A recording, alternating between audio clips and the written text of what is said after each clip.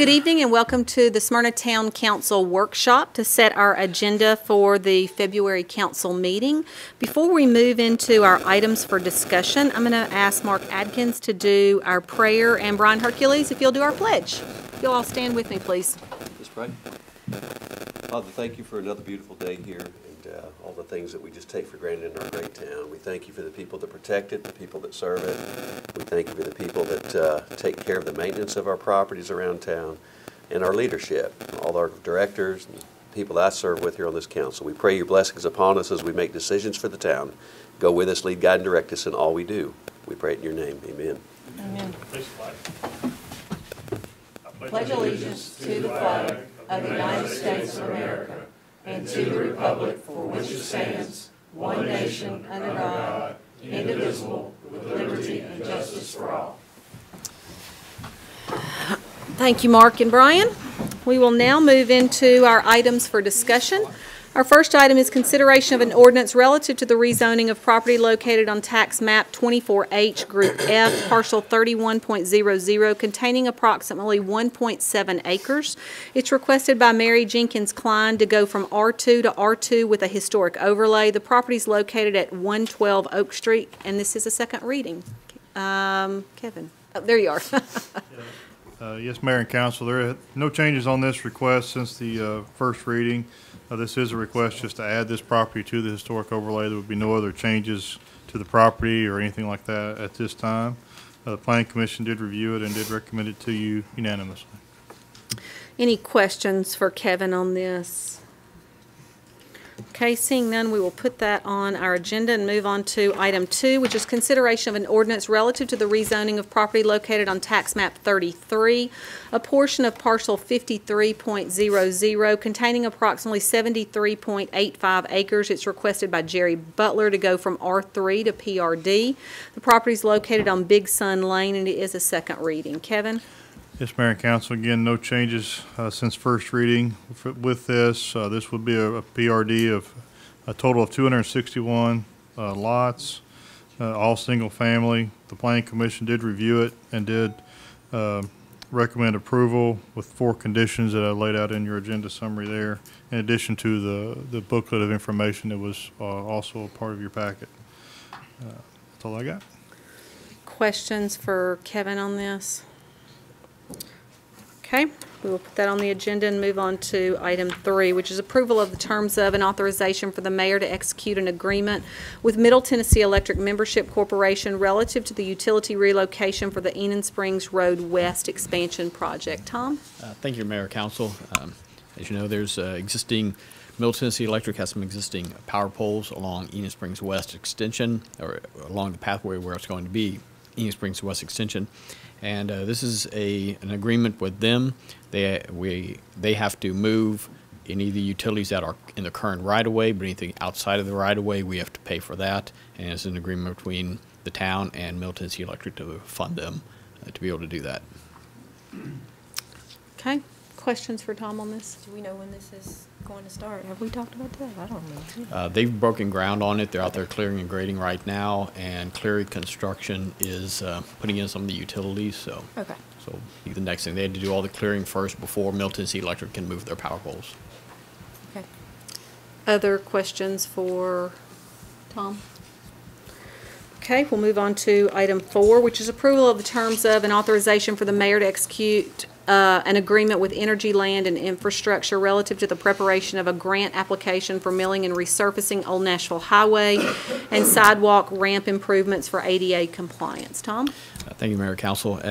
As you know, there's been some significant deterioration of Old Nashville Highway. We've been filling potholes just to maintain as much as we can. This is a minor arterial road, so even though it is not a TDOT road, since it does qualify as a minor arterial, we can get SDBG grant money to be able to mill and resurface it. If you mill and resurface the road, you also have to upgrade any of the other pedestrian ways, sidewalks, ramps to meet ADA compliance. So this grant will also be able to be inclusive of the cost for that work. Okay. Questions for Tom on this? It says that they'll prepare the grant in 2 weeks. Is that right? Yes. Do we know when the rewarding of the grants takes place? I'm not sure. I know that, I think it's open any time to be able to apply for those grants, and it'd be up to MPO to meet and see if they approve that application. So, I mean, it could be any amount of time before we actually get the paving out there then, right? Yeah, it could be, I don't know, I think they meet quarterly for this. I may be mistaken. I thought they met quarterly on things like this, so, you know, it would still take a good 9 to 12 months, I would think. If they So it'd approve probably be the it, spring of next year, actually, Yeah. before. if okay. they approve it and then it goes in, gets approval, it'd have to go to, I believe it'd have to go to TDOT, get a PIN number, and get it set up in their system. So you're looking at a good 12 months before you actually get access to the money. Gotcha. Thank you, sir. How much of Old Nashville Highway would this cover? This would be town limits to town limits. Okay. Full thing. Other questions? Is there a lot of ADA non-compliance that'll have to be addressed, Tom? A lot of the ramps, driveways, that would have to be replaced. Some sections of sidewalk, as long as it was within that 2% maximum cross slope, could remain. Striping we'd have to do some striping out there. Any signalized intersections would also have to be upgraded, have pedestrian buttons on to allow crossing as well. So it would be definitely at any intersection and driveway, and as you drive up and down Old Nashville Highway, there's a lot of those, so especially the older ones would definitely need to have upgrades.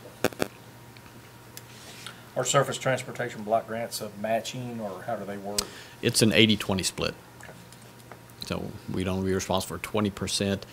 They had done some initial estimating of about $2 million for this project overall, so we'd be responsible for about $400,000. Other questions? Okay, then we will move on to item 5, which is consideration of a resolution for the State Revolving Fund $3 million cap grant for the wastewater treatment plant expansion project. Hey, Mike. Yes, ma'am. This is the authorizing resolution for us to do the application for the cap grant. It is a $3 million cap grant. Principal forgiveness is 10% or $300,000, and the projected interest rate is 1.71%. Questions for Mike on this? Okay.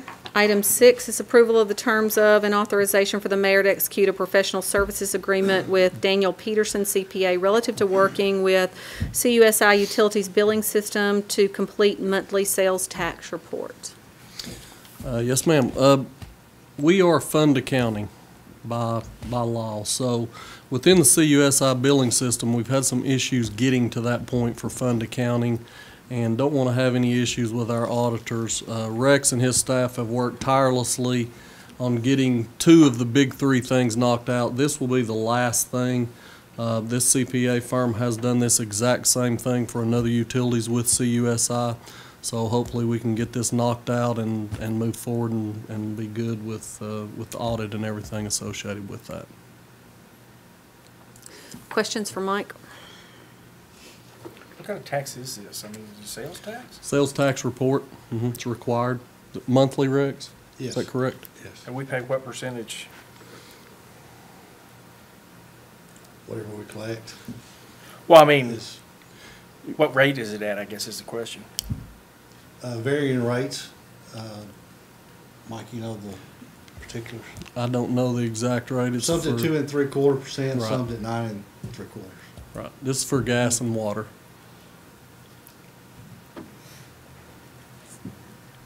Other questions? Okay, item 7 is approval of the terms of and authorization for the mayor to execute a contract with Pyro Shows relative to the 2019 Independence Day fireworks show. Chief's not here tonight, I was going to say, somebody's in his seat. I'm gonna turn this over to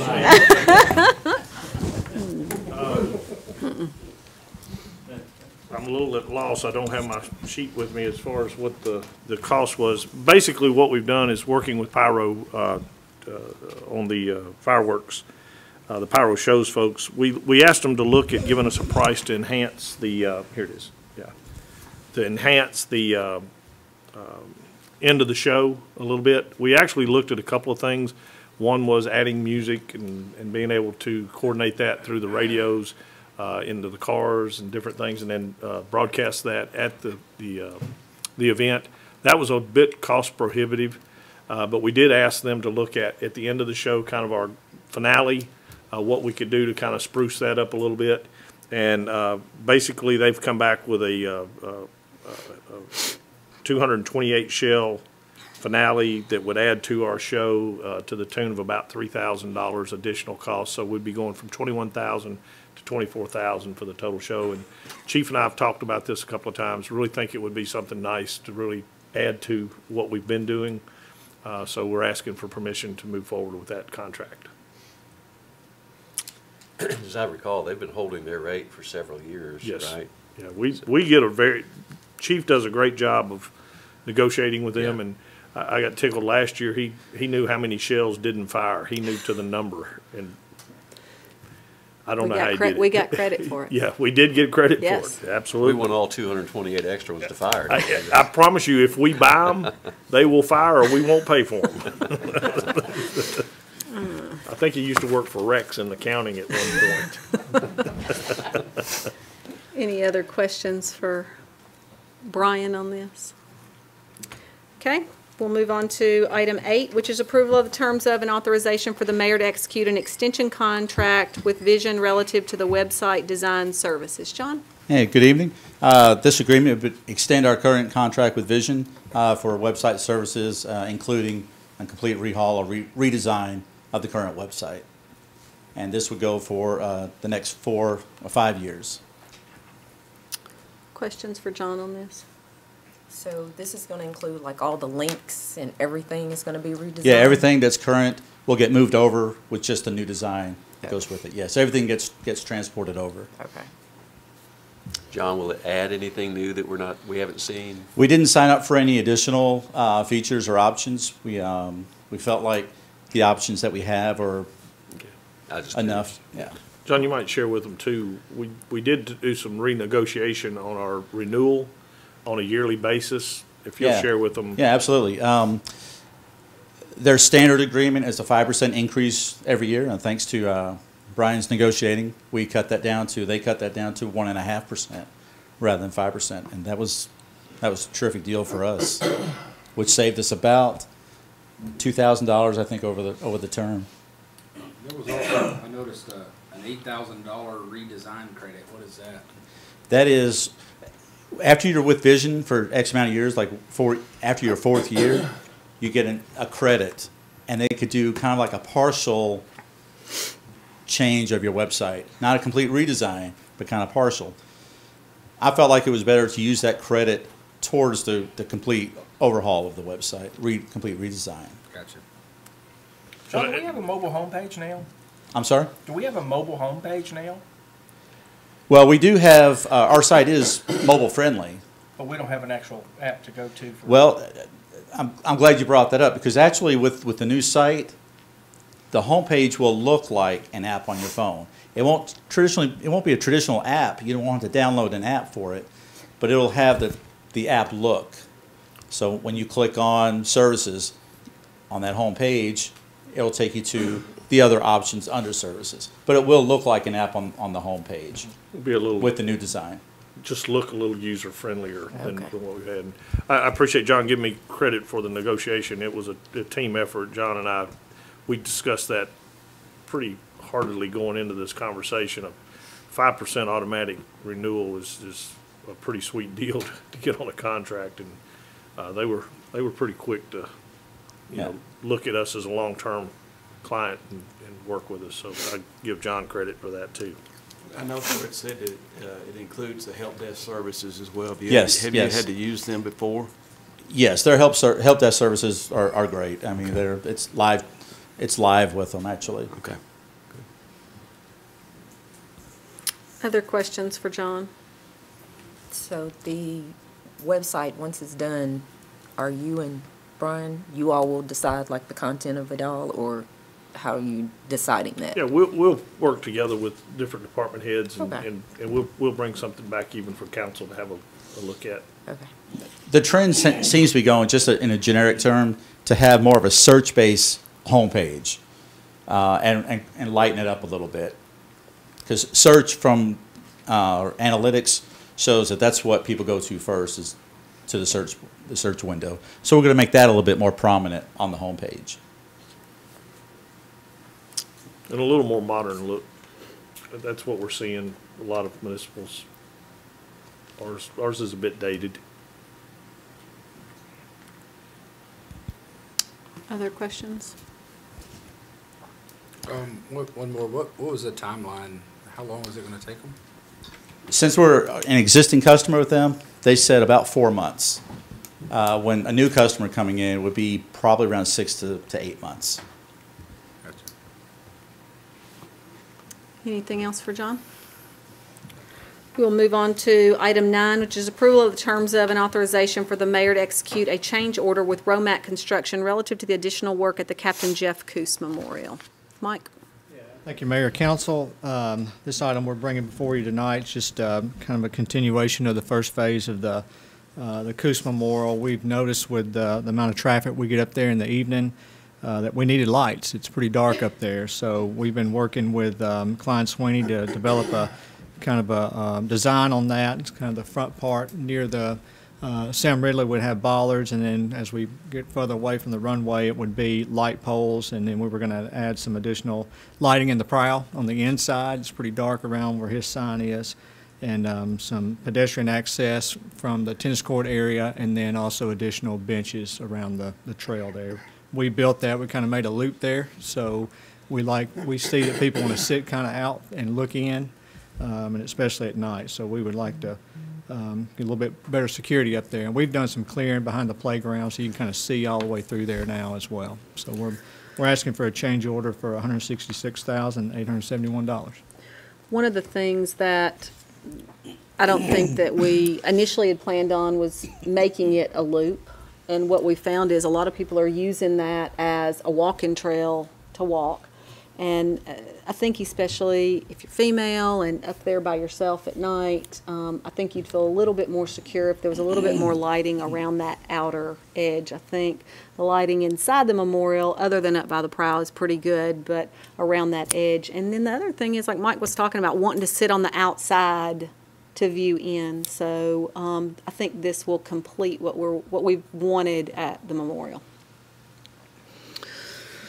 Any questions for Mike?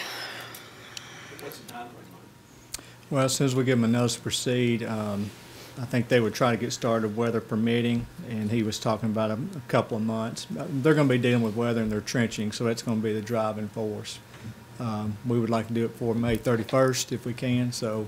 Before the we're kinda run pushing. is what the goal, I think, would be. And Independence Day and all the things coming on. The other nice thing with the lighting will be a large light can be turned on for that plaza area. You know, like when 4th of July is over, that could be turned on so people could kind of see and pick their items up and all that. And I anticipate we'll be having other large gatherings other than just 4th of July that'll be in that area. So, any other questions for Mike? Moving on to item 10, approval of the terms of an authorization for the mayor to execute a contract with Reagan Smith Associates relative to design services for 38 South Lowry, formerly Tire World. Mike? Yes, ma'am. We've talked with Reagan Smith Associates about some design services down in that area. I met with Brian about this before we even approached them, but Reagan Smith's doing a lot of the design work down in the Depot District and Lowry Street area. So we thought that they would already have some ideas, but being that that site is next to a TDOT road and bound by CSX Railroad, and there's some drainage and things we need to make sure we're meeting all those guidelines, we felt it was best to have engineered plans to own that little property. It's only, 44/10 of an acre, but it's, it's right in the heart of our town, so we want to make sure we get it right. So we'd asked them to develop a concept plan and then construction plans after that. And some of that work we can do in-house, and then some of it may not be. So kind of like we did the other property there. And the concept plan would be $6,000. Construction plans, $23,750. questions for Mike on this? Not on this specifically, but maybe Tom, I'm not sure. Did we not at some point get some feedback from the from CSX about the crossing at Washington Street? Pedestrian crossing? Uh-huh. Yeah.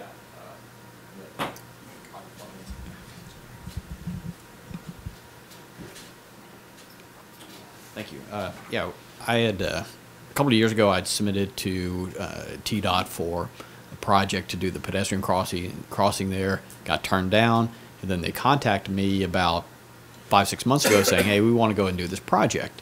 I met with TDOT on site, and what they're looking at doing, they're working with HDR Consulting. They've completed the NEPA on it, and they showed an initial design where they're going to be connecting the existing sidewalks that's on both sides of Washington Street from one side of the tracks all the way over to the other. So it'll make full connection there. There's going to be pedestrian gate arms at both those locations.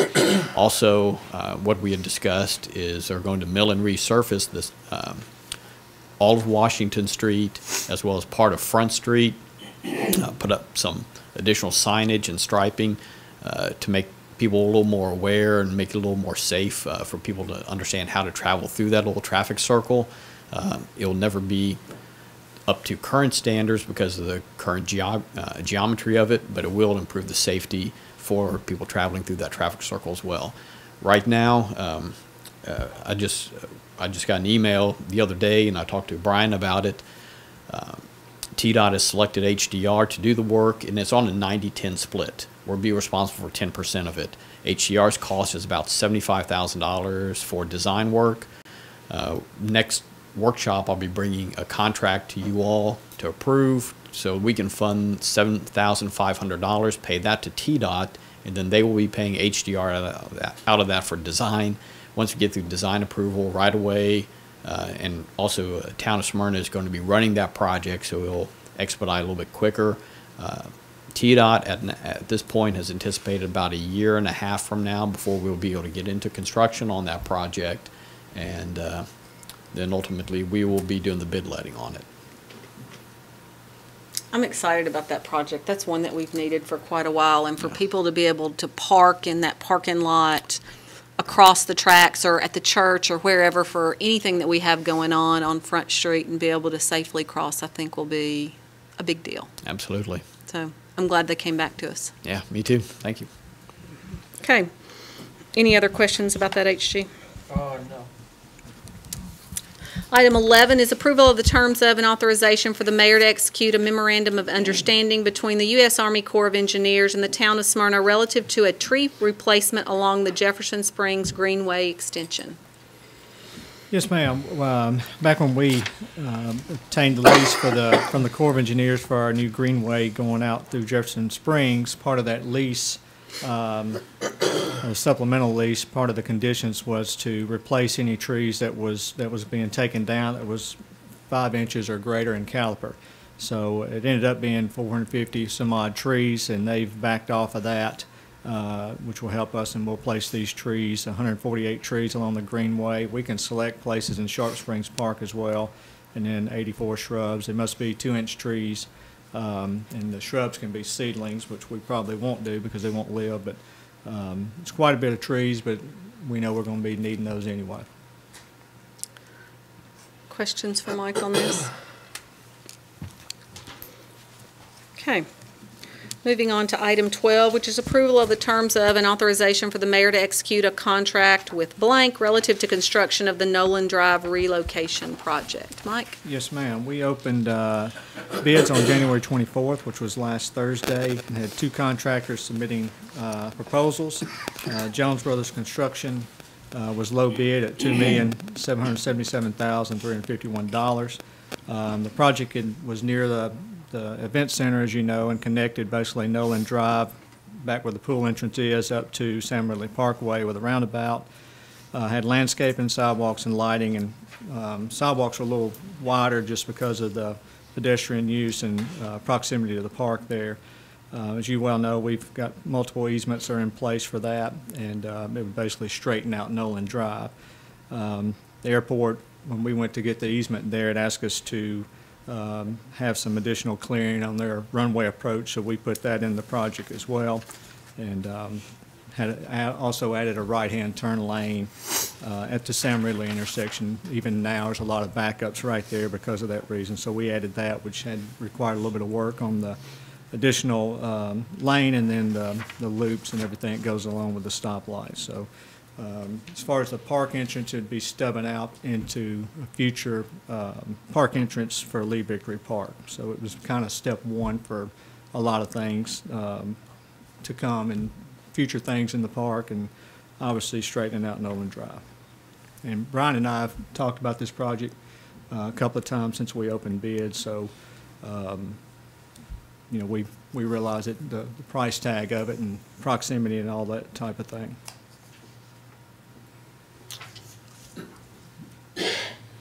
Questions? Comments? I do have a comment I'd like to share with the council, and Mike mentioned that we've talked about this. I think from the time this project was envisioned to the time that it was actually bid, there's been a little bit of confusion, and I will say on my part, because the original numbers that I was looking at was based on a $1.7 million project.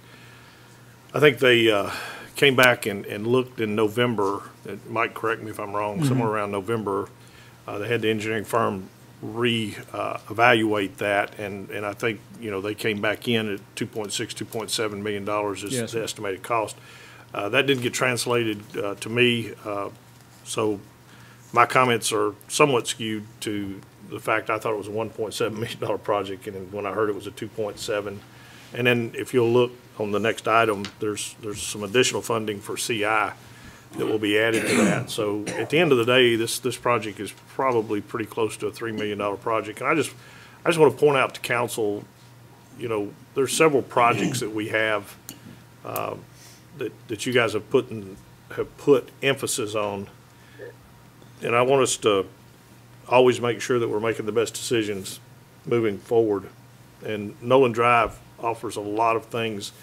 I think it helps improve the image of the SOAC and the town center as far as visual. I think the future entrance into Lee Victory Park is very essential. I think opening up that end down where the trees and stuff are between the town center and the memorial adds value. I'm just concerned this project has somewhat blossomed into a close to $3 million project. Are there other projects that the council would have us prioritize, such as a possibly Jeannie Lane completion or something like that? There's nothing that stops us from continuing on with this project if it's the wish of the council. There's nothing that stops us from maybe putting this project on the back burner for a little while and relook at it after some other projects are prioritized maybe at a higher level. So I just wanted to share that in good conscience, but we fully appreciate the work that Mike and his staff and the engineering firms and the folks that have bid this project have put into this, but I feel like I would not be doing my due diligence if I did not share those insights. So with that, I know you love it when I say I'll shut up. Questions or comments? Got a couple of questions around the money, the funding. I can't remember, did we include any dollars in FY 18-19 budget for the project? There is $1.7 million, if I'm correct, in this year's budget. What we would have to do is go into next year's budget with an immediate, at least $1 million line item. And that's a little bit of my concern is we look going, and we're just now going into the budget process. We don't have the budget anywhere close to be able to say what we think it's going to be. But indications are, looking at our tax collections and stuff over the last several months, we're probably going to be looking at probably a flat budget going into 1920, coming out of this year. So if we look at, you know, a $40 to $41 million budget, we're $1 million already down. So we're going to be building that budget based on already a $1 million expenditure. So my follow-on question is there uncompleted projects that we budgeted that the money could be reallocated. For example, Cedar Crest, are we gonna spend everything we're supposed to there for FY 18-19? Yes, and it will be the same as this. It will be split. So, you know, they're working as much as they can with the weather they're getting. I said Cedar Crest, I meant Cedar Stone. Yeah, yeah. I know what you're talking about. But Yeah, I was thinking of golf all the time. yes, Sorry. yeah, I didn't know we Pal. were building one of those. If y'all would like The to enemy. focus your attention on Rex right now, I'm gonna make his blood pressure go up. Rex and I have had this conversation. One of the things I've asked Rex to do is next month, at the workshop, do a budget, mid-year review for us so that some of those questions could be answered. Yeah, I know that almost every year I've been involved, there's money left over at the end of the year. We reallocated part of it to SOAC one year. Last year, I know we didn't spend all the money at Cedar Stone because we didn't even start. So there's some things that we don't always use, and that was my thought process, is since this came in high. And I want to make sure folks understand that projects across the board are coming in higher because the cost to do projects is costing more. Equipment and staff and resources have gone up tremendously in the last 12 months, 18 months. Not just for Smyrna. Not Yeah, just yeah, for not Smyrna, just for for Smyrna. everybody. And that's why road projects are coming in We're higher. seeing- Every project we're submitting is Yeah, coming we're in seeing higher. on road projects anywhere from 25 to 30% higher than original estimates within a year of the first budget to when the actual. It's a faction of the economy. Everybody's busy, It's supply so and demand. they're paying premium. Well, It's middle- costing more to get employees. Middle you know. Tennessee, business is not short for road construction and building, so Well, we got we're paying a premium right now. two bids on a project like this. Used to, you get several more bids. The other thing is we added things after we set that budget, you know, right-hand turn Yeah. lane, additional clearing, and you throw that on top of how busy everything is, like Brian was talking about, what they've been seeing. So I think that's what you my did. initial thought process would be, at 2.7 million, especially if we have to pull money from somewhere else, like a budget next year, I'm not sure this project is that top priority, but it is a very good project. I think it makes things very nice.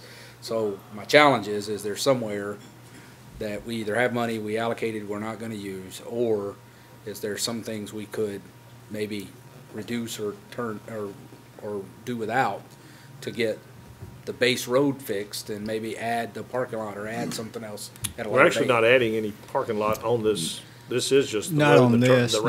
roundabout. We did, Brian and I also talked about some possible reductions. You know, it won't be any huge ticket items without compromising the project, but, you know, things like landscaping, there's some other smaller things in there, and sidewalks are at 10 foot. You could take them a little bit smaller down, just things like that. So there's some opportunities, but, you know, not hundreds of thousands of dollars or anything. And I've told Mike, I want to be very cautionary here because it is, and you said it, a very good project. There's nothing wrong with the project. And I don't want us to cut things in this project that 5 years from now we'd say, I wish we'd have, you know, I'd rather do the project right or not do it at all. And the first time you do it, it's the right time to do it. We've seen that on some other projects. So I would be very cautionary about, you know, on a park, and you're going to have a lot of traffic with people with strollers and traffic going both ways on these sidewalks. You know, I don't want to cut the sidewalks down to what we would see downtown on the Front Street side sidewalks. I want to keep it very I understand. user-friendly, and it's something we want to make sure that it provides value to our community.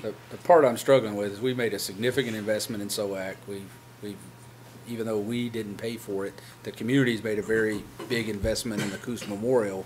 I think this brings that area alive even more. And so I really don't want to not do the project because I think it just plays into what we're trying to develop there. But I also don't see, at this point, I don't hear a way to fund it. And You know, that's- really, we've got a terrific master plan for the rest of that area, not just with the addition of the Nolan Drive relocation and with Captain Coos, and then also other amenities that are planned for the rest of that area. And, you know, it was just, it was kind of a start onto that area, but not really integral right now for the rest of it. And it could be tacked on to the rest of it when we get around to the rest of that master plan. Okay. you know, part of that plan is moving the Veterans Memorial from in front of City Hall here down into the park, and a little L, and I don't know if it was called, it wasn't actually a, It was a Veterans Memorial. Yeah, it was a Park is Veterans what it was. Memorial, So but it's I mean- kind of a quiet Right. reflection area, which would be behind the Coos the Memorial. Coos Memorial. Yeah, I mean, on paper, it's an absolutely beautiful place, but, you know, we have to get to that. But another thing, Brian, you mentioned Jeannie Lane, and I couldn't remember if we had any money actually appropriated for Jeannie Lane this year, and are we at a point I'm not where- aware of any money in the budget for Jeannie Lane. There's not, is there? I didn't think so. Do There's we do not. Is there a way anything we could- design-wise though, or do we have somebody initially taking a look at it? We have somebody that we've actually got a engineering firm looking at it, and on February the 12th, Yeah. we're gonna bring that forward. We've got some preliminary numbers, and these projects are pretty close. I think the Jeannie Lane at the price that we're seeing right now may be a little low based on what we're seeing in the market, but $3 million makes a huge dent on Jeannie Lane. So we could actually get something done with that in this budget year and appropriate this money There's there? a possibility, I think so. I mean, as far as the public goes, there's really so much more bang to the buck to be had with that than there is this Yeah. one. I don't know that we could be into construction in Jeannie Lane in this budget year, but if we moved forward with, design, there will have to be some, Design costs. some site costs. There'll have to be some easements and some, those kind of things. I mean, but there's no money in the budget to do that now, so, I just want to make sure that under a priority, we're doing what you guys want us to do. I think it sounds like the Jeannie Lane project is a priority in regards to, as you say, bang for the buck. But as you get into next year's budget, is it something that you could look at to see, okay, we are going to have money to finish off funding the Nolan Drive project, we could move forward this year with what part we could get done if you see there's going to be funding for next year? I think, and Rex, don't let me put words in your mouth. I think one of the things we're, concerned about is going into next year in a flat budget. We're not gonna be able to fund projects next year the way we have this year with so much, with Enid Springs and all those things. We are looking at, some of the reserve money. We're also talking about possibly going to the bond market. We just want to make sure we're balancing that and not putting the town in a position to, for lack of better words, overspend. But, we've got a lot of projects out there right now that are going to require funding. Yeah, I think it's important to say at this point that, I mean, you kind of allude to things not being as good as what they are, but I mean, as far financially, We're in great shape. absolutely Yes, and I just terrific don't want shape. us, I don't want us to push that envelope that we, Our reserves are good and our bonding ability is It's very terrific. good. Better than Very most good. anybody in the Yes. mid-state, as a matter of fact. absolutely, Okay. absolutely. Just don't want to. But we want to continue, we want to maintain our integrity there, plus complete as many projects as possible. But we may be getting to a point where we really need to prioritize which projects are the most important. I think at a minimum, I wouldn't be comfortable with moving forward on this without knowing where the rest of it's coming from. And we're not going to know that until we finish the budget process. So at a minimum, this has got to be pushed into FY 19-20, I think, at a minimum. And that's only if you guys come back at the end of the day and say there is enough funding. So if we rolled the 1.7 million over and we had another million that somehow we found, then maybe we could talk about it again. But I think at this point, moving forward with only half of the money kind of puts us in a situation where we can't finish a project potentially. Yeah, and Mike, I would entertain you or Rex, either one, chime in here. I don't want to. Well, I was just going to say, the reason it's on the agenda is because we want it to be before the town council. Brian and I talked, because we open this late in the month, and usually we'll wait 30 days and just put it on the next one. So in my mind, I mean, it's not a huge, there's no decisions need to be made on February the 12th. The bids are good for 90 days. And, or if you decide, hey, we don't want to do it, it can be, don't even have to be on the agenda for February the 12th. That gives you a little time to think about it. And I would definitely like to wait and see what the budget looks like for the next year. to see if there's somewhere to fund the rest of it before, I don't want to just yank it and say, you know, put this in 4 years from now, because we do have some money allocated, but I also don't want to fund something that we can't fully fund. So I would say, let's put it off. If it's good for 90 days, let's put it off for at least 30 or 60 days and see where our budget process comes out. And if things are like you said, it's going to be tight and there's no funding there, then we take this 1.7 and reallocate it to Jeannie Lane or something else that makes more sense. But I mean, I think you understand that it is a project we'd like to see, but not a priority in regards to some of the other projects that. Yeah, and that's we know all that I are was coming asking down. for, is help us prioritize. You know, it's a good project. Nobody is denying that it's a good project, and like I said, a lot of work's been done on it. Luckily, I don't think, talking with Jeff, the work that's been done on the easements, those kind of things, we won't lose that. Actually, the design work, I mean, we can keep those plans and move forward at a later date. We we can look at this budget. I don't know that we will be able to hit that 60-day window to have a complete vision of our budget. I think he said 90, but. Yeah. Yeah, and I'm not saying you gotta make a decision, I'm just saying that's how good they're good for, but Yeah. on our end, and, I mean, we understand the priority part of it as far as what's decided, so. Wasn't there a piece of this property that was donated, or did we have to buy it? No, they gave us the. Yeah, so there's no danger there of losing the donation if we don't use it in so many days or years or whatever. No, there's not a timeline. Obviously, if we decide that we're not going to do it, we'll at least notify them just to let them know, since they were kind enough to. And I don't think we're going to get to a point where we say we're not going to do it. It may be we're going to reallocate I understand. the I just time. didn't, if they were, as part of their donation, they were expecting something to be done sooner than later. I just wanted to make sure. Right, it's not contingent upon it, but it's still in the subdivision process, actually, so it's not, the deeds have not been recorded. Can you and Mike look at timeline of how long the bid is good for and bring back to us an update, whether it's we feel good that we might be able to move forward, or we don't know yet, or no, we can't. So kind of look at what the. how the Yeah, bid's ultimately, going I don't know where you are in your budget process, but my expectation is the additional funds have got to come out of the parks budget somewhere. Actually, it'd be in Public Works. So, well, somewhere they've got to come up with it, right? So. Yeah. Yeah, you gotta come up with it. Mike's one way or Mike's another. happy to spend somebody else's money. Yeah. I really like that part of it. We're going to be doing a car wash. Absolutely, we will. And Rex and I and Mike we'll talk about this. Okay. And We know Jeannie Lane's not finished. We've got a lot of work to do over there to alleviate some of the stress on the traffic load over there. Well, and there's some other landowners There's that some have to other be talked landowners that are to. gonna be, well, and there's some future growth coming off of Jeannie Lane at some point, right? So we really need to be focused on that road. I know Sam Ridley's planned to be widened, but by the time it gets widened, you know, Rock Springs is a busy road now, and Jeannie Lane will always be a busy road. you know, those are, I mean, we're going to talk about the roads on the 12th, but there's several of those kind of things that you'll see on the 12th that Right.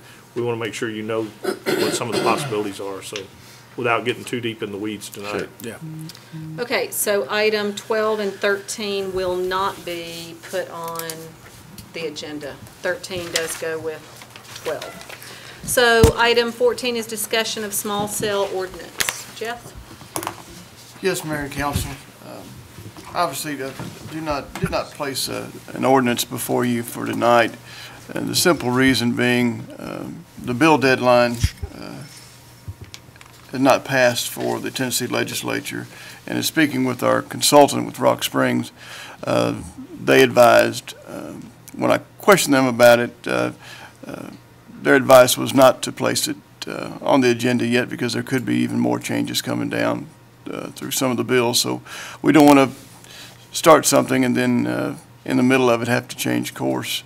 So I kind of wanted to see if there's going to be any bills that are going to affect what we're wanting to propose. We already have it drafted. We've met this week with Tom and Kevin Rigsby. It's about 27 pages, and it will replace 3.16 of the zoning ordinance. And basically, the way that it falls out is just that between the FCC and the state, they've basically laid out what we can and cannot do. It's just that we have to codify that. But there's not a lot of breathing room for us, but we still have to have it adopted in our ordinance for the things that we're going to do, dealing with certain things, dealing with height and placement. The main issues are it's a 60-day turnaround shot clock on it. Incidentally, just so you know, the reason that this came about, a lot of that is in California. They were charging exorbitant fees to the carriers. As an example, $60,000 for 16 site placements. They were taking an average of 18 months turnaround, one place even 800 days turnaround. So as we've seen as many times, bad cases make bad law or can make bad statutes at times. So that's what's kind of prompted most of this. But what I would like to see is, once I do know that I'm going to bring it before you, if you would like to have, because it is 27 pages, if you'd like to either have a special workshop, or if you would prefer that we can email it to you and then you can decide if you'd like to have a special workshop on it, see what the consensus is after that. But that's where I will leave it. But we are ready to go with it. We'll be ready to go in March if we hear that nothing needs to be tweaked. Okay, so we're not putting that one on the agenda at this point? No. Okay. Item 15, discussion regarding the sign ordinance.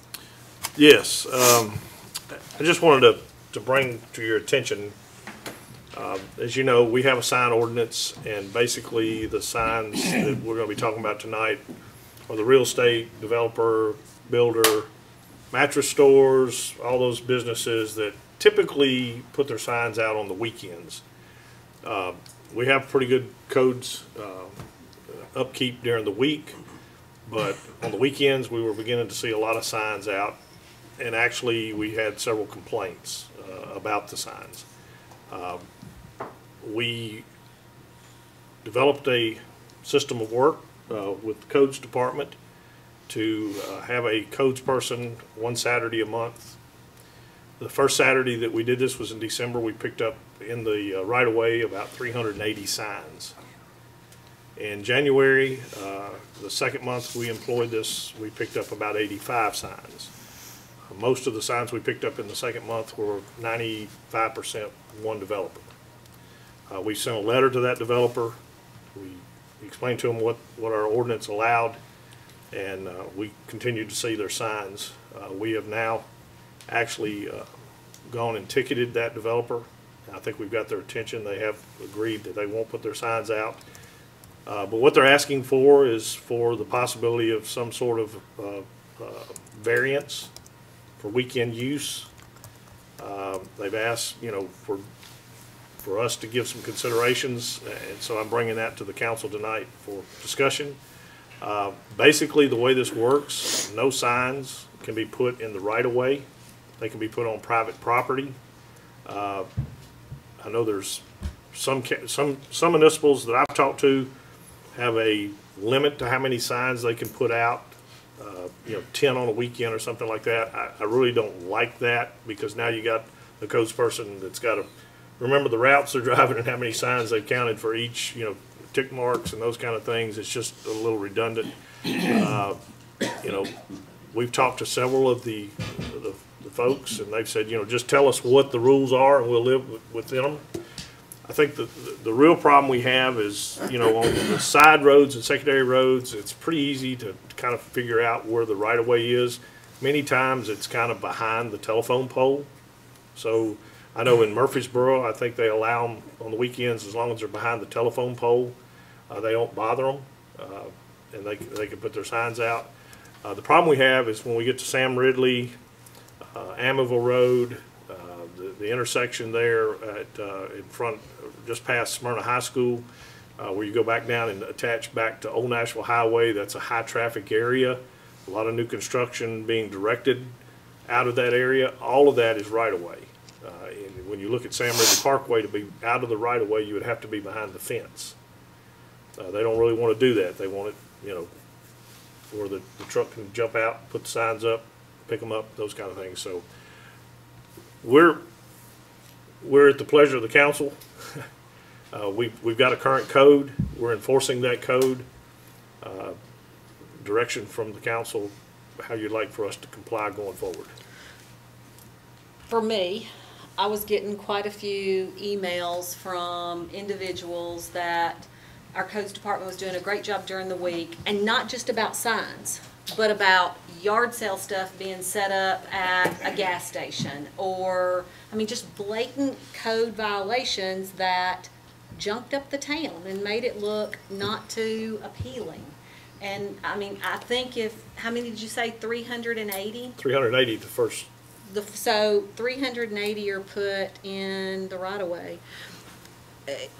My issue is, I don't know how you can regulate it so that it's fair for everybody. You know, I would love to be able to say, okay, realtors, you can put yours out, but we can't, based on, we can't look at the content of the sign. And so what do we say when the restaurants, the doctor's offices, every business in town wants to put their signs out? So that's my concern. I will tell you, I have had more comments since we've been doing this about how good things look rather than they're upset about it. And that's coming from citizens who live here. So, And some that's of the what I'm complaints we hearing. had were other businesses complaining that they're being held to a standard during the week, and other folks are getting, and it's not just developers and realtors and Right. builders. You know, this time of the year, we start seeing all the tax companies and, you know, the H&R Blocks and the Liberty Tax, and they're all out in the right of way, and they're putting signs out at the corners and those kind of things. This past weekend, you probably saw Big Lots had their annual 20% off sale. Codes folks did go by, I think, and talk with them after this past weekend about what they can and can't do. So, you know, we're just trying to accommodate the best we can, but live within the guidelines of the ordinance, and we really have to look at every business the same, because, like I said, Well, some and of it's the- not that you can't do it. That's what I was gonna You say. just Yeah. can't be in the right of way. It's not that you can't put your signs out, it's just you can't put them out in the right of way. in the right of way. And, I mean, there's a safety piece of that as well. If they're in the right of way, then they catch drivers' attention, that's the idea, but at the same time, you now have a driver paying attention to a sign and not the car they're operating. And that's the part of the whole reason you do this. So, I kind of agree. I don't see a way for it to be equitable. And then what if you give somebody like this developer a variance? Now the codes guy has to know who has a variance and who doesn't, and whether this realtor or this developer can have them and this one can't. I don't think we could even legally do that. I think it's all or nothing. It'd have to be based on Well, I can tell hardship. you, I went to work at my business on Sunday morning, and when I did, they put realtor signs on our property, and they were all behind, in our mulch, which I didn't care because they're picked up, but they were out of the right of way, and, We've had one developer that I've talked with that's offered to say, you know, I'm happy to come in and buy, you know, a sign, you know, a permit to be able to do this, and you know, maybe that's a way, and you know, I appreciate his willingness to find a way to work with us, but the code is not about It's not about financial, it's not about a financial windfall for the town. That's not what this is about. It's, cleaning up the town. yes. Well, and I think here's the problem. I can kind of speak to this as what I do for a living. So technology has really overridden the need for signage. And I'm saying that in an impartial way as a 32-year realtor. You know, 20, 25 years ago, signs, we had to have them. There was no app, there was no directions, there was no way to tell anybody how to get to anywhere. But now, it's gotten to the point where everybody has the apps, they have the maps, they have the GPS, and so I understand from the development standpoint why they want to have signage. I get that. Here's my concern with that. It's if, even with a variance or even with a permit program, there's going to be other businesses and other people that will see those and think it's okay, and we're still cleaning up. So coming from that business and coming from that side of things, I still support the idea that our town's probably, the image of our town will help them with their business. So it's not all about the sign getting business to them, it's about the beautification of our town, which drives business to our town, which then helps the developers and the builders. It's just my take. What do we do with the youth athletic league, the the rotary fish fry, I mean, you know, it compounds on itself, and who puts the signs out, and what their real value is, and so. They can put them out. They You just can put 'em can't out, be in the they right just of can't be in way. the right of way. Okay. We do this also with during the political cycles. All those signs have to be out of the right of way, and trust me, they find places to put signs. They If you just want to have put be it out at of your the right- business, you can put it at your business. It's just got to be out of the right of way. So, I mean, it's going to be, to me, it's going to be tougher on the people that want to put the signs out in finding spots and going to ask people that own the property, can I put these signs on your spot? But once they find that spot, then they can put them out. I think a lot of people will be just like you were. You said they put them in your mulch, but you knew they were gonna get picked up. I mean, honestly, if you're being respectful and picking them up when you're done, I doubt very many property owners would say, no, you can't use my corner lot for this day, one day, Saturday, you know, one day a week, as long as you're gonna pick them up. So I think it's a problem that really doesn't exist. And we're all getting the calls, we're all getting the texts, we're all getting the pictures sent to us, we're all getting the emails. I think everybody up here probably at some point has gotten an example sent to them of why they don't appreciate seeing that on the weekends.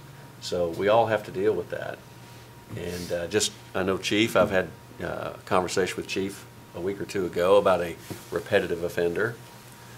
Police went out, took care of that problem. We shouldn't really have to be doing all this. I do want to say to the codes department, y'all have done a really, really good job on this, and I've had lots of comments about people who are glad to see that. And it's not just about signs, it's in general. And so I really appreciate the work you all have done in taking care of some of this stuff. Appreciate it.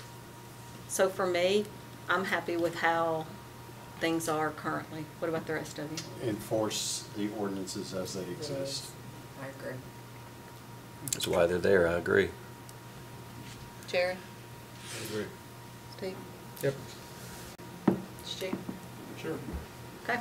I mean, we spent a lot of time deciding exactly how to do it before. Right. Whether we need to visit again or we just down to it. But we just need to make it clear, they are open to do on private property if they get that person's permission. We've expressed that to everyone, and we have sent letters. So, like I said, we're at a point where at this time, as we go out and police the ordinance, we will actually be issuing the fines, and the fine is $50 a day per sign that's picked up, and the signs will be removed, and the signs will then not be given back to the offender. Those will be confiscated. That's the way the ordinance is written. Okay. Other questions or comments? Okay, anything under other tonight? Not that I'm aware of. Okay, then I guess we are ready for department reports. Chief? Yes, ma'am. Mayor and council, just so everyone is aware, tomorrow morning I will be at Nissan Stadium with a host of other law enforcement officials doing a press conference concerning Super Bowl weekend. So we will have officers out in force this weekend, and in this day and age, with Uber, Lyft, and everything else, nobody has any reason to have a few and then drive. And then the other thing is we have set the date for the Youth Academy. It's June 17th, I think. 16th or 17th? It's somewhere in June. Okay. As we get closer to the date, we will advertise it, and I can assure you it will be the correct date. But that's all I've got right now. Great. Questions for Chief? Chief, congratulations. We have something at the end, but congratulations on receiving the Pinnacle Award today through the Chamber of Commerce. It is very much well-deserved. So nice job. Oh, there's the picture of your two special ladies in your life. Two very special ladies. That's right. So congratulations, well-deserved. Okay, Kevin. Yeah, Planning Commission is next week. Want to reiterate, I think council's aware, but to the public, for those that are interested in the one development, the Gwynn Farms development, that will not be on this agenda or be deferred from this agenda, but it most likely will be on the March agenda. So just want to reiterate that for everybody. We do have a long agenda next week. We've got about 7 rezoning requests and a zoning text amendment from the Airport Authority that has requested. So we'll have quite an agenda next week, including another building at Nissan of about 125,000 square feet. So it's good to see them continuing to invest and expand. So that's all I got. Any questions for Kevin? Thanks, Kevin. Jeff? Sure. Mayor, Council, just a couple of things for the HR department. We are wrapping up our total compensation statement that we'll be designing and giving to all employees. We hope to have that out towards the middle of February, so that's going to be really helpful in educating our employees on the full benefits that they get with the town, not just their salary, not just their health insurance, but all the different benefits that we provide. So that's going to be very educational for our employees. Brian and I had talked about that. Can you kind of go through everything that would be on that, or what it's kind of going to Sure. look like? I know for you guys employees? can't see. It may look pretty from where you're at, so you can't Yeah. read all that. But I'll read some of the stuff to you. So obviously, we have our base pay that will be listed. We'll be talking about the paid holidays, the PTO that they get, any comp time that they earn, any merit bonuses, the longevity bonuses that are given to by the city, health insurance, care here. The city provides short-term disability, long-term disability, as well as basic life insurance. Also, we'll list the Social Security and Medicare, as well as the retirement benefits that we provide, and then a sundry of other minor things that some people have, whether they're using the golf course or some of the other things that we do. Cell phones are provided, or take-home cars, or those types of things. So it's very detailed. All that will be on there. There'll be a financial amount assigned to that, and they'll be able to see what their base pay is, those other cash benefits, as well as their company-paid benefits, and then a total figure. And so some of these are dramatic. Like the one I've got a copy of here, their base pay is $41,000, another $1,500 in cash benefits, and about $28,000 in company-paid benefits for a total of $71,000. That's about 72% of their base pay in additional benefits. So, I think this is so important because I think so many times they only see that base pay, and they may say, oh, I'm not getting paid enough, and they go out to look for another job, and they're really not comparing apples to apples. The benefits that we offer here at the town of Smyrna, I would compare to anybody's. We do a great job in offering the benefits that we do, and so a lot of times that base pay may not be as much, but the other benefits. And so I think them getting to see this on paper is something that I'm really glad to see that we're doing. yeah, it'll be eye-opening, and hopefully people will appreciate that their job here even more so. Agreed.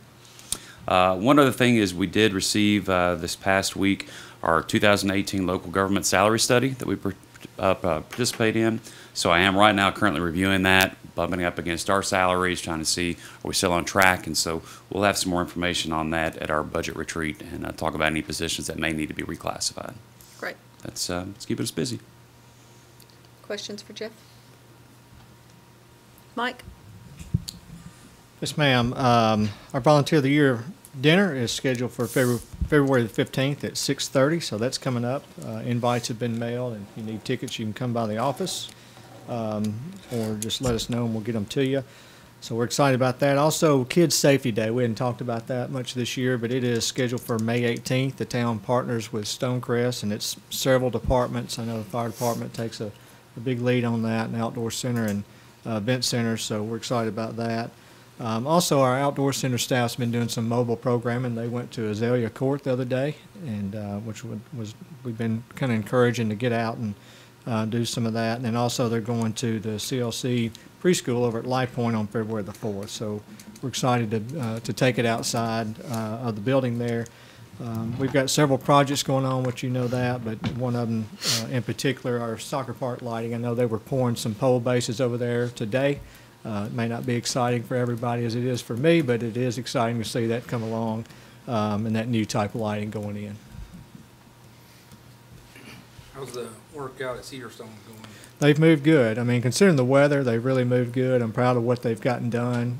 They've got a lot of the storm drainage and sewer lines in, concentrated on the parking lot, and they were running lines up to the concession area. I think they're wanting to start on the footers as soon as they can.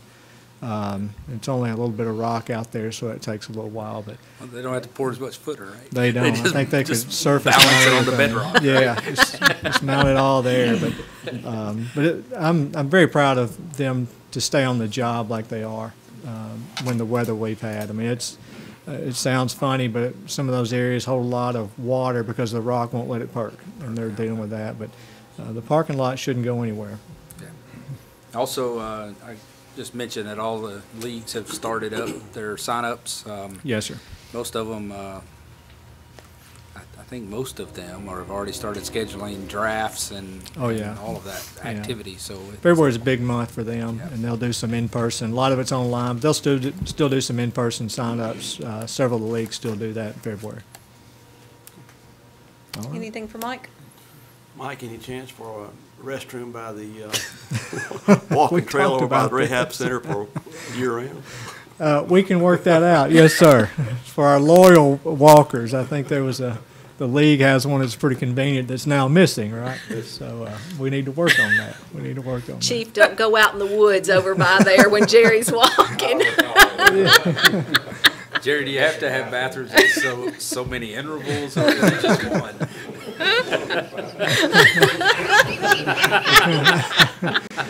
Just at least an option would be good. wouldn't it? Yeah. Jerry, you knew about the drones over there, didn't you? Oh. Anything else? Thanks, Mike. Yeah, thank you. Robert? Thank you, Mayor and Council. Information Services is working on a number of things, a couple small ones. We're looking at adding in a small network location, a network closet here at City Hall, and we've identified that location that will help the services here. But a couple things for both employees and for public. We've had some reports of some Wi-Fi issues at the Justice Center. We're seeing some saturation issues there, and at the Event Center. And so we're looking at utilizing some existing equipment and deploying that at those two locations. And that will enhance the Wi-Fi service at the Justice Center and the Event Center for the citizens. Great. Questions for Robert? Thanks. Rex? Mayor and Council, December local sales tax collected, $1,127,000. That gives us a year-to-date deficit of $49,555. December state shared tax collected, $508,026. It gives us a year-to-date surplus of $2,332. If you combine both those accounts together, that's right at $20 million, and we're within $50,000 of that, so we're tracking on budget. Our budget meetings with our department heads and the town manager start tomorrow. Mr. Strange is first up, and he's volunteered to bring drinks and food. And that'll continue through through next Thursday. It's going to be a long week. That's all I have. We appreciate all the work each one of you put into presenting that to Brian and to Rex, and so that you all can make the presentation of the budget to us. I know you all work really hard at that every year in prioritizing what you think are going to be the major needs of the community. So I know it's a stressful time now, and I know it's a tough time, but we as a council really do appreciate that. Mike? Yes, ma'am. I know we've all seen the stories and watched the news on the government shutdown, how a lot of the government employees have been furloughed or working without pay. Brian and I have had a preliminary discussion on what we could do to assist as far as utilities go, and maybe putting a plan in place to for documented workers that need some assistance, possibly setting up a payment plan with them on their utilities, or deferring something for a month or so to kind of help them out. Again, it's been very preliminary, but we've discussed a plan. I'd like to put something in place moving forward, so we'll have that in place if the situation turns back the other way in a few weeks, we may have some people in our community that would benefit from that, so. I was gonna ask, have you had any calls for people in the community? Have not had any calls from anybody in the community yet, but, you know, that's tough times for people, so, you know, we'd like to. I don't know how you go 3 weeks or a month without a paycheck. Yeah, I don't know I how don't you do either, that. and I think it would be a prudent plan, and also would, you know, it'd take care of the people in our community that are having those difficulties, so we'll be talking through that more and come up with a plan for Well, that. I appreciate that. I don't know if you came up with it or somebody else did, but whoever did, I appreciate the forethought. Yes, sir. Any questions or comments for Mike? I just agree with Steve on that. Thank you all for thinking of that. That's what community's about, and I think that's one of the things that makes Smyrna a special place to live, so. Hal? Thank you, Mayor and Council. We're still taking booking outings for 2019. We're also starting to set up our corporate leagues that will begin in March. Last year we had 4 corporate leagues with Nissan, Tridon, Snyder Electric, and Ingram, and they will all be coming back this year. And we had something today that we had not done before with our previous superintendent, Monica. She had a minor in occupational safety, and she would do our own safety meetings. And Brian had encouraged us to involve Kay in some of our meetings with safety, and Kay came out today and did a safety meeting with all of our staff, but mainly it focused on our maintenance staff, and she did an outstanding job covering everything from ear protection, you know, shoes, gloves, equipment. We even went outside, and I think it was 27 degrees when we looked and went outside and started a mower and showed the differences in the decibel on the different kind of ear protection that you can use. So kudos to Kay, and she did an excellent job with that safety meeting today. Great. Questions for Hal? Thanks. Tom? Thank you, Mayor Council. A little bit of update on some of the road projects we currently have under construction. Stonecrest, Sam Ridley, if you've been out there, you've seen a lot of base stone down. They're getting ready for the widening portion of that project. Also, they've put some curb and gutter in place as well as under drain for to keep storm water lower, to keep it out of the base stone. Enid Springs, if you take Enid Springs toward Old Nashville Highway, you'll be able to see a lot of trees are cleared out in that area. If you go down Rocky Fork, which toward I-24, which will be the other end of where Enid Springs West Extension is coming in, you see all the clearing and grading that's going on there. They have started some utility installation for the water line, water main, and the gas main going in on Enid Springs West as well. Potomac Place, I know the contractor's coordinating with Enbridge on the weight of the vehicles that they're going to be able to drive back and forth across their gas mains. That one, you should be able to see some construction starting out there pretty soon. Great. Questions for Tom? Thanks. Weekly Swan. Weekly Swan, we had bids come back in again on that project, and we submitted those to TDOT last Friday for lowest responsive bidder, and I've emailed them again today asking if we can get something here pretty soon as far as approval on that project. Great. Questions for Tom? Thank you. Steve? Good evening. Tomorrow is kind of an important day in my department. If you remember back, we adopted some new codes and made February 1st the effective date, so that's tomorrow.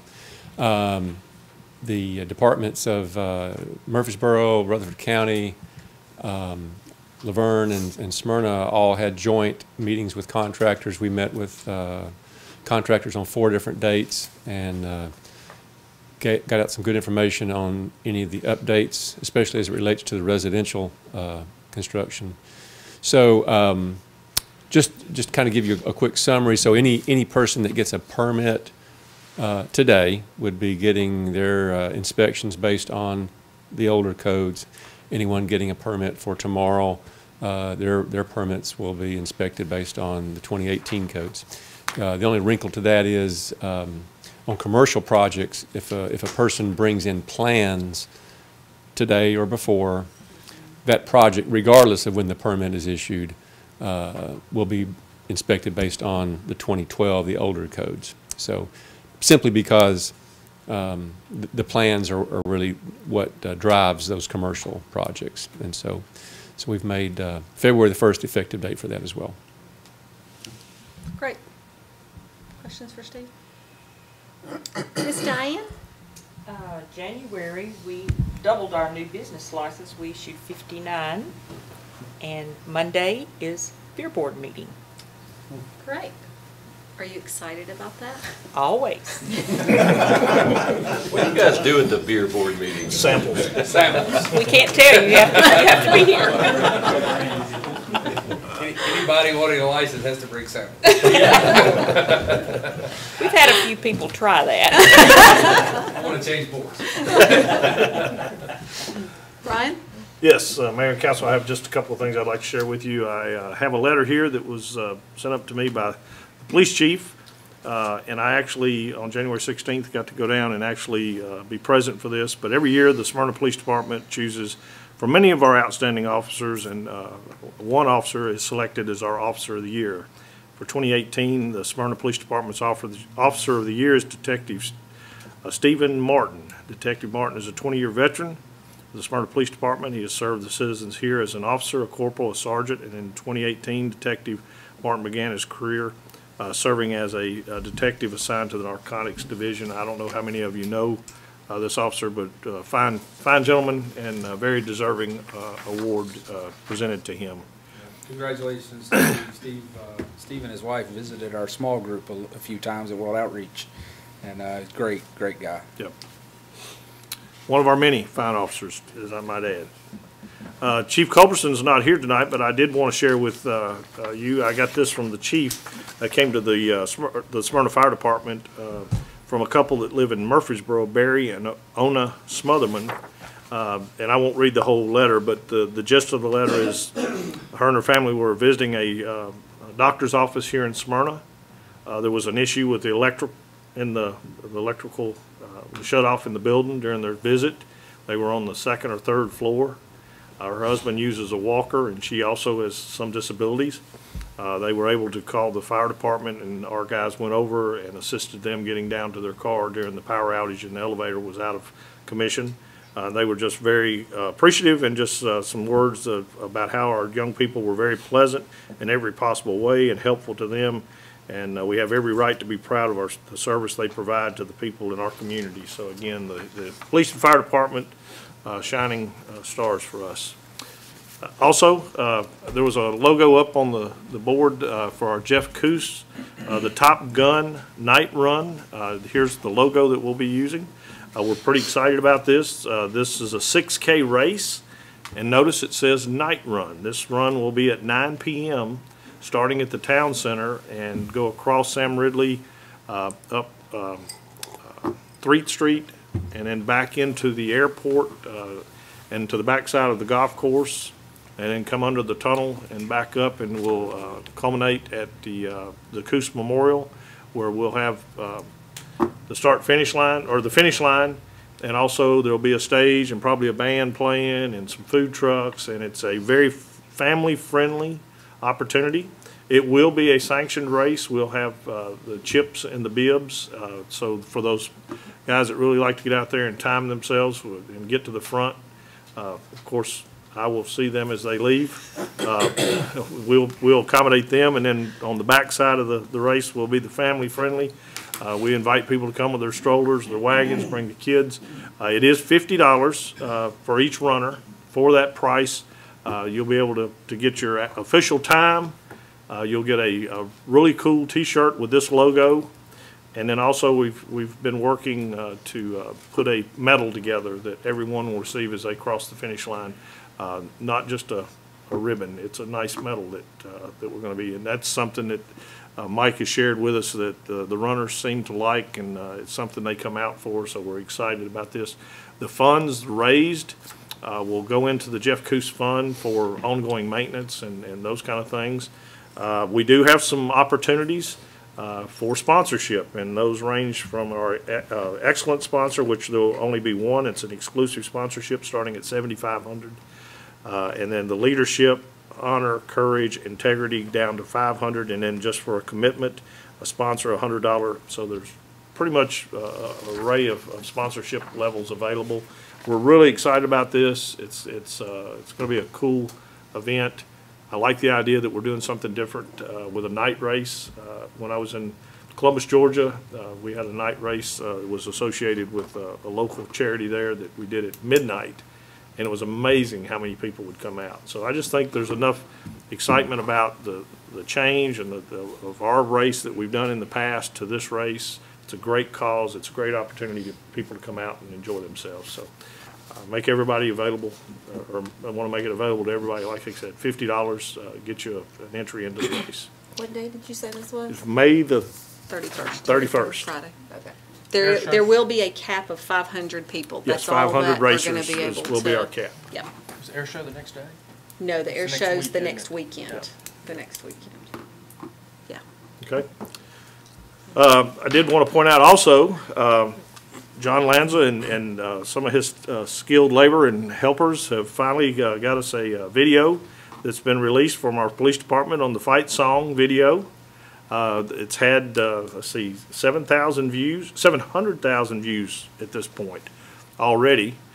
Just want to point out that, you know, some officers involved in this, Officer Enright, Todd Spearman, John Lear, Connie Pegram, Shane Prather, and Braxton Harrell, of course, are the recipients of the badge numbers there, and then also Pray for Braxton. It was a lot of fun. I know the town enjoyed, all of our departments were involved in the filming of this. The police department led the way. And thankfully, they included all of us and didn't make it just a police officer's lip sync. We're very proud of the end product and the community, and especially of these three people that continue to fight a very solid fight against the disease of cancer. So we appreciate I it. have seen a lot of people ask what the numbers are, and that's their badge That's their badge It's numbers. their badge numbers, That's correct. Blue is the Shane, 438, Tommy's 493. And the blue was colon cancer? Was that what that is? And then breast cancer? Okay. Yes.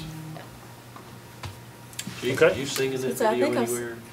I had two rules. Number one rule was it was to be a positive message, that there was not to be just a bunch of police officers standing around acting like they're mouthing to a song. And the number two rule was the fat guy would go bed. I didn't know about rule number 2. I was going to say. I knew where you was going with it. I didn't say it this time. I made no references to Big Harry. He did. But it is great, and I'm very proud of our staff and the work they did. It's a lot of fun, and that's what it's about, but bringing awareness to a very, very worthy cause, too, so. And I believe it was shown on at least Channel 2 and Channel 4. Oh, good. I have not seen it on. It was on 5 as well. There's been a lot of nice comments from people, not only from Smyrna, and thanks for A putting it lot of together. comments about people's own struggles. That's right. So, and the little girl is my granddaughter. So There she's you holding up something about her nanny being survived. I actually received a text from my son, who's in San Diego, that someone in his unit was watching this video, and he said he recognized actually Andy Miller. And he said, I know that guy, and didn't realize it was from Smyrna. So they were watching it in the motor pool at the Marine Corps base in California, and just happened to come across it, and he saw it. Well, that's awesome. And again, John Lanza and the folks, Todd Spearman, I know was very instrumental in this, and appreciate the work they've done. While I'm picking on John, I also want to point out, I don't know if you've been watching Channel 3. We have been working very diligently to get some PSAs out there, some things going on in the town. Tom was recently filmed talking about the work at Sam Ridley and Stonecrest. Did a really nice job. John shot that video for us, got it edited and up for us. I've had several people in the community mention how much they appreciate that information and the information that we are getting out to them about the different road programs and stuff. So kudos to John and his department for doing that. The mayor's already pointed this out, but I did want to recognize again, Chief, for your Pinnacle Award today, but also that many of us had the chance to attend the Chamber of Commerce annual meeting. And the Chief did a great job of representing the town of Smyrna, and we appreciate so much what you do. But also I wanted to point out that some really good friends of ours that are just kind of icons for Rutherford County were recognized today. John Hood, John Harney and Gordon Ferguson. Congratulations to the whole group, including our chief, on being recognized by the chamber today. The last thing I have is February 12th will be our next meeting. And don't forget, council, we have a joint meeting at 4 o'clock that day in the large conference room, where we'll do a quarterly update on some road projects, and some of that will include some work that we've had SEC doing for us to estimate what and possibly how Jeannie Lane could be extended, and give us some insights on what the value and what the cost will be on that. So February 12th, 4 o'clock, please mark your calendars, and Kevin, make sure that the planning committee knows that as well. I know I've talked to Ed about it, but make sure it comes up next week in your meeting, okay? Great, thank you. That's all I have. Jeff? The only thing I will mention is, I don't know if you've noticed, it doesn't stick out a lot, but if you look at the municipal code online, you'll notice that when it was converted from WordPerfect, which is what the provider had used, you'll see different symbols and things that are inserted where they shouldn't be. I spoke with American Legal this week, and they're going to convert it properly to PDF, and it'll be online within the next week. Great. I'm sure we had all reviewed that and noticed that, so. It was really bothering me. Yeah. It was me too. Well, it did. I look at that every night. You mean you had been getting a lot of calls from the public about that? Yeah, I've gotten multiple calls from the public on that, so. I couldn't stand it. But thanks for being observant on this. Raquel? Two things. The Smyrna High, second half of the Smyrna High Hall of Fame was this past Saturday, and several of us were able to attend that. And I wanted to say congratulations to all of those Hall of Fame inductees. I don't have a list in front of me, but I didn't know if that was something you were going to talk about later. But that down. Okay. But I do want to say congratulations to all of them. Smyrna actually has we have some very talented people who have gone on to do some really great things. So, and secondly, the Friends of Smyrna Library had their super Saturday for members to sign up, and so I hope that they were able to get a lot of new membership from their soup on Saturday. Great. HG? Also want to issue congratulations to the chief and the rest of the Pinnacle Award winners, and also just to refer to the Smyrna High School Hall of Fame, and just looking at going into that school and seeing what Sherry Southern, the new principal, and all of her staff is doing in there. It's really some terrific things, and look out for those people. They're going forward. And then also went to the library's membership drive, and was very, very impressed with the way the library looks. There was a time over the past years where it was starting to look a little shop worn and such as that, and the community got behind it, the town and all of the people, and did some fundraisers. I think your dad was actually one of the major proponents of that, and it looks terrific. It really does. So if you get a chance, visit Smyrna Library also. And that's it, ma'am. Ginger Graves met with me today at 4:15 from the Smyrna Library, and I passed that along to her, how impressed you were when you walked around on Saturday. She was very excited and was going to pass that along to her staff. Some really neat historical things that they've put up in there also that caught my attention, and spent some time looking at. Great. Tim? Chief, again, congratulations. And something you spoke about today is you are working toward a town, and we have a town that you could walk down any street without a gun with your granddaughter and feel safe. I think it's so reflective of how we want to be Tennessee's town. And it made me think, as a council person, I want to build a community that any of us can walk down the street with our children or grandchildren or friends or family and feel proud of what we've built here. And I think you really summed it up wonderfully today. Jerry? Well, most of them's already been said, but Chief, also congratulations. Very, very well deserved. We appreciate everything you do and your whole group. And I know it's been mentioned before, but I also was at the Hall of Fame, and that was pretty special.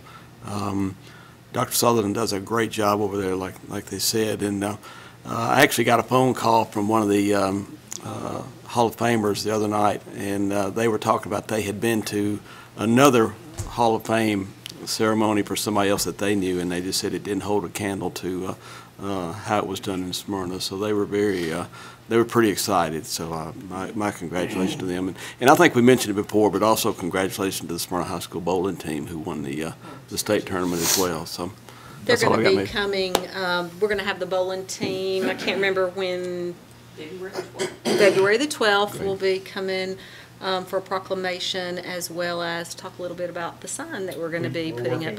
Yes, so we will be having them. Steve? As part of the Hall of Fame celebration on Friday night, the Smyrna High softball team had a fundraiser. And many of you may have seen on the local news that Sherry Sutherland, Principal Sutherland, actually worked with a local family and surprised a daughter, a cheerleader from the opposing team, that her dad had returned from deployment.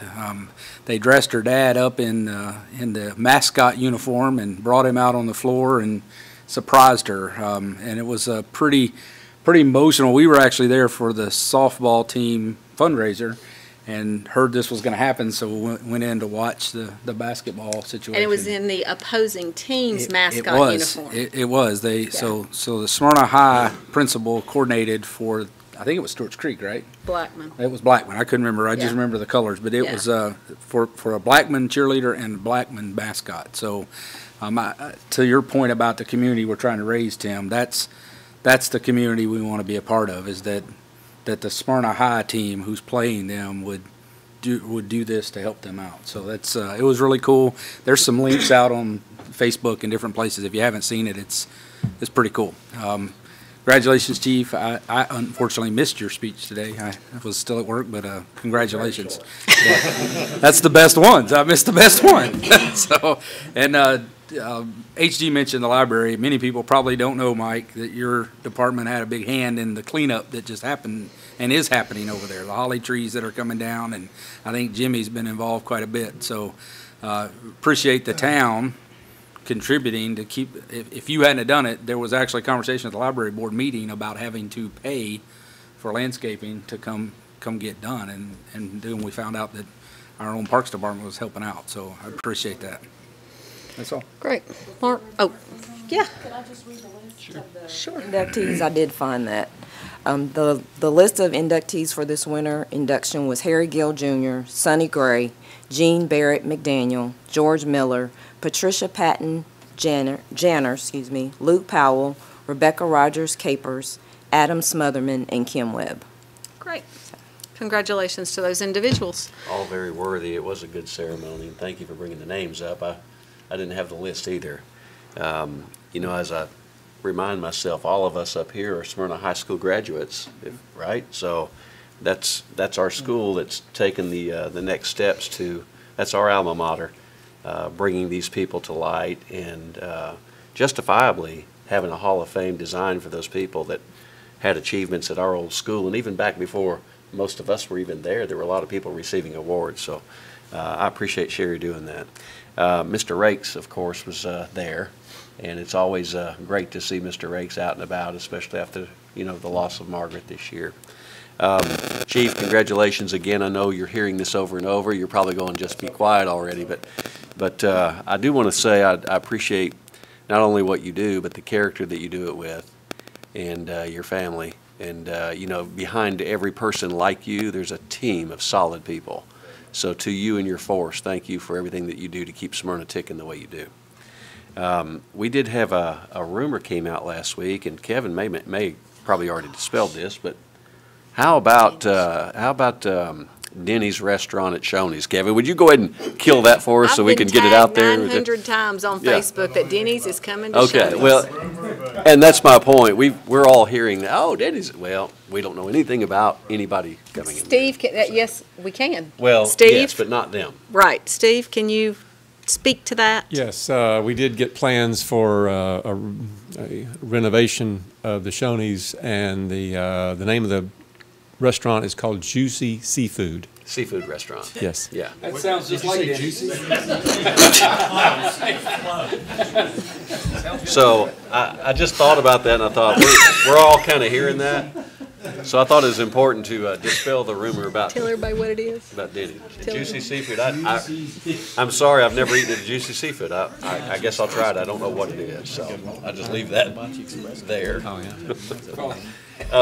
Let me keep going because we're losing control here. It's going down real quick. Sweatpants with words on the butt. We had a good session this past week. All right, guys, we'll start pointing at you. You started. No, I think he did. You asked the question. We had a great session this past week with some of our neighbors at TDOT to address some of the things about Jefferson Pike and what's taking place out there. And I can tell you this, that TDOT's doing all they can in the manner that they can to get that project underway.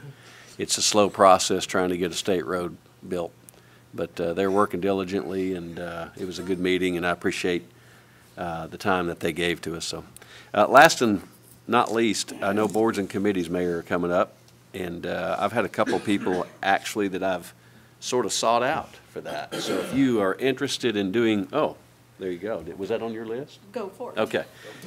So if you have anybody that out there that wants to consider serving on a board or committee in our town, we're always looking for quality people to come in and volunteer their time on these. So, Mayor, I'll finish and I'll let you tag on to that. Great. So, boards and committees applications are online at this point at townofsmyrna.org, and it has a list of each board and committee and the nights they meet and what the expectations are for those committees.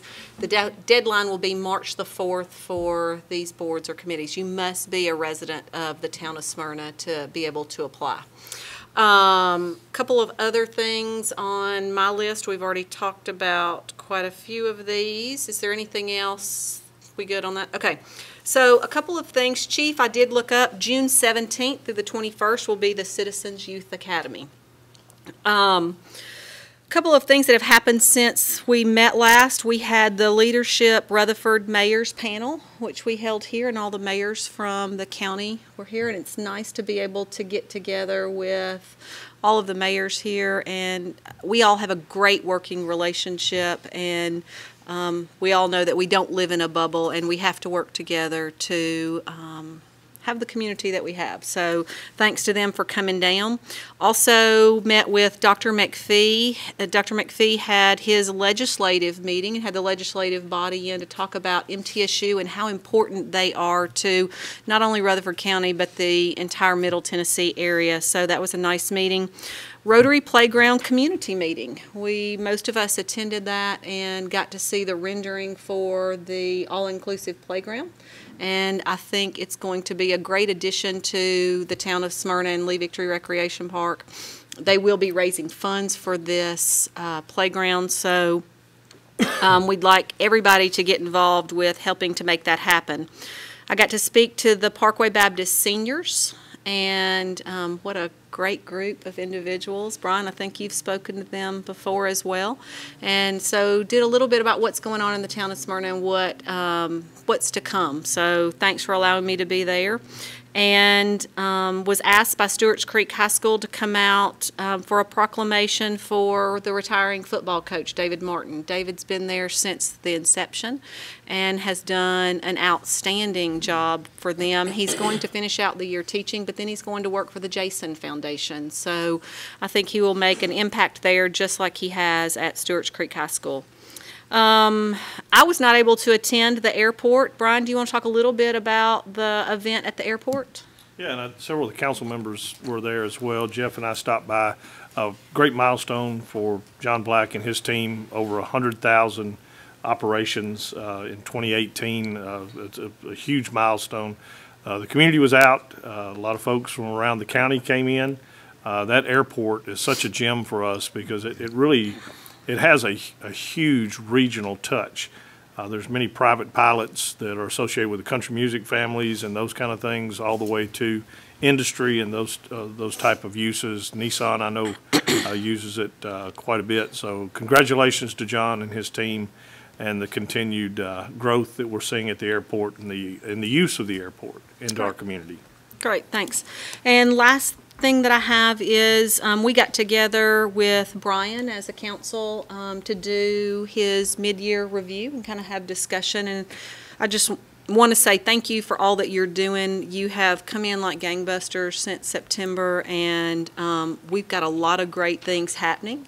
And you have definitely added to the foundation of the other town managers that have come before you, because each one of them has added to what makes Smyrna a great community. And with what we've seen so far, I think you're going to continue to add to that as well. So thanks for all you're doing, and the council looks forward to continuing to work with you on a daily basis. Thank you. And let me just say real quickly, I appreciate so much the support of the council, mayor, vice mayor, in the work that you've entrusted to me. But as somebody said a minute ago, it's not done singularly. It's a huge team. And I tell you what, as I look out here and here at the table with the people I work with and have the privilege to work with every day, I'm truly blessed as an individual to work with this team. We're truly blessed as a community to have the people that care and have the passion and bring it to work every day to make Smyrna a better community. And I just appreciate each and every one of you every day. Great. Anything else? Nothing else. We're adjourned. It's going to be like an Asian restaurant or something.